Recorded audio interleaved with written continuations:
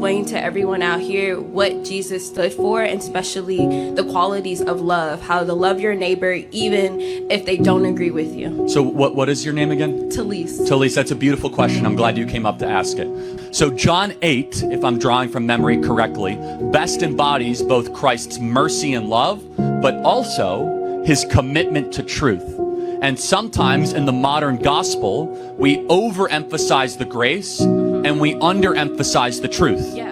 And so we are far too willing to say, hey, Jesus loves everybody, but we don't get to the second part of the conversation that says Jesus doesn't want you to live in sin. So this is, in John 8, it's best embodied, right? Almost every Christian in this audience will be able to tell you the first part of this, which is a bunch of Sadducees and Pharisees who are standing around with rocks, and they're about to stone the prostitute woman. And Jesus comes up and says, let the first among you without sin cast the first stone. And everyone starts dropping the rocks. But what comes next shows that Christ is not just grace-focused, he's simultaneously truth-focused. He goes up to the woman who had a career in selling herself for sex and said, sin no more. Now, imagine today how much trouble you would get in if you would go up to somebody and say, stop sinning. Oh, you're being too judgmental. No, you're actually being Christ-like.